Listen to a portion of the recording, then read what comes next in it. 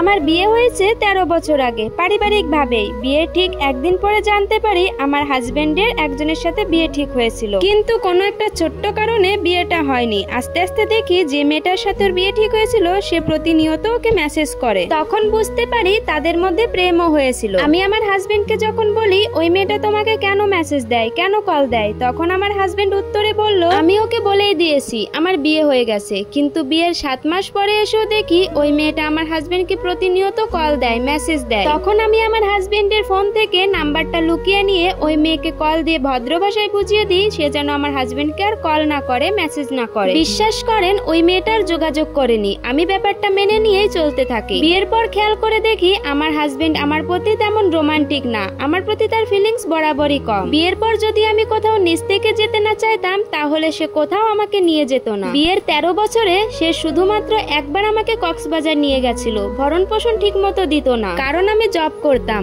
তার একটা বাজে অভ্যাস ছিল, কোনো কারণ ছাড়াই মাঝে মাঝে কথা বলা বন্ধ করে দিত। তার সাথে তো দুর্ব্যবহার আছে। যাই হোক, এসব অসহ্য যন্ত্রণা সহ্য করেই আমি তার সাথে ছিলাম, কারণ বিয়ের 1 বছরের মধ্যেই আমাদের একটা বেবি হয়ে যায়। যাই হোক, সব ঘটনা এখন বলতে গেলে বিশাল একটা বই লেখা হয়ে যায়, যার প্রতিটা পাতায় আমাকে দেওয়া অসহ্য রকম যন্ত্রণা আর অপমান ছাড়া কিছুই পাবেন না। আমি এখন জব করি না, আমাদের এখন 2টা বেবি। ঠিক 2 বছর আগে ঘটনাক্রমে তার ফেসবুক মেসেঞ্জারে তার সেই আগের গার্লফ্রেন্ড, মানে যার সাথে বিয়ে ঠিক হওয়ার কথা ছিল, তার সাথে করা কিছু ঘনিষ্ঠ মেসেজ আমি দেখে ফেলি, যা মুখে বলার মতো না। আমি এইগুলো দেখে সহ্য করতে না পেরে ঠিক সাথে সাথে মেয়েটাকে কল করি। মেয়েটা আমার কাছে মাপ চায় এবং অনুতপ্ত বোধ করে এবং এও বলে আমার হাজবেন্ড নাকি তাকে সবসময় নক দেয়, কিন্তু আমার স্বামী ব্যাপারটা খুব সহজভাবে নেয়। মেয়েটা আরো জানায় বিগত কয়েক বছর ধরেই তাদের যোগাযোগ হচ্ছে। যখন আমার বাবা মারা যায় ঠিক তখন থেকে আমি তখন খুব ভেঙে পড়েছিলাম, আর এই সুযোগটাই আমার হাজবেন্ড কাজে লাগায়। আমার হাজবেন্ড নাকি তাকে পাগলের মতো ভালোবাসে, তাই তাকে মাঝে মধ্যে নক দেয়। তার সাথে কথা না বলে থাকতেই পারে না। এরকম হাজারো কথা, হাজারো উদাহরণ মেয়েটা আমাকে দিল। আর এসব কেন করেছো,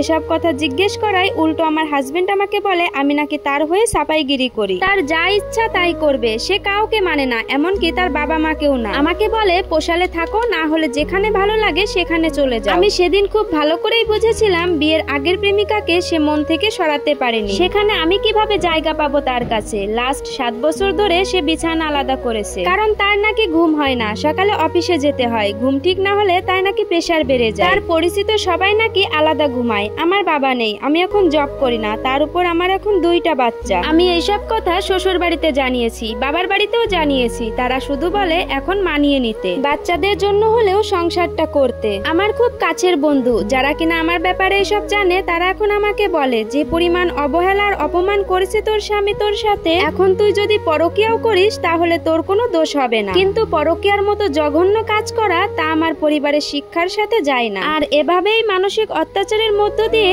আমি ঠিক 13টা বছর কাটিয়েছি। কিন্তু আজকাল আমি আর এসব নিতে পারছি না। কথায় কথায় দোষ ধরে, তার কথার উপরে কোনো কথা বলা যাবে না, এসব আমার সহ্যের বাইরে চলে গেছে। সেদিন তার মুখের উপরে একটা কথা বলাতেই সে আমার বাচ্চার সামনে আমাকে মেরে ফেলতে এসেছিল। তার চোখে মুখে আমার প্রতি এত ক্ষোভ, এত ঘৃণা আমি আগে কখনো দেখিনি। সেদিন শুধু অবাক হয়ে তাকিয়েছিলাম তার দিকে। কথা বলার শক্তি আমি হারিয়ে ফেলি। আমি তাকে কোনো গালাগালি করি নাই, এমনকি অবাধ্য ভাষায় কিছু তাকে বলিও না। তার সাথে কিছুই হয়নি, শুধু তার কথার পিঠে আমি একটু কথা বলি, আর তাতেই সে আমাকে মেরে ফেলতে এসেছিল। আমার এখন সহ্য হচ্ছে না, দম বন্ধ লাগে, কিন্তু বাচ্চাদের মুখের দিকে তাকিয়ে আমি নিজেকে বোঝাচ্ছি। আমার মন বলছে আমি তাকে ডিভোর্স দিয়ে দিই। এই নিয়ে শ্বশুরের সাথে আমি কথাও বলেছি। আমার শ্বশুর অনেক ভালো, সেও আমাকে বোঝায় একটু ধৈর্য ধরতে, আমরা এক ছাদের নিচেই আছি। আমার 2টা বাচ্চার সে কোনো খোঁজ খবর নেয় না। আমার আর এসব সহ্য হচ্ছে না, কিন্তু খুব ভয় হয় ডিভোর্সের পরের জীবন নিয়ে। ইদানিং আমার কিছুই ভালো লাগে না। মানুষ আত্মহত্যা করে কেন জানেন? একাকিত্বের জন্য। আমি তাও পারছি না। আমার 2টা সন্তান আছে।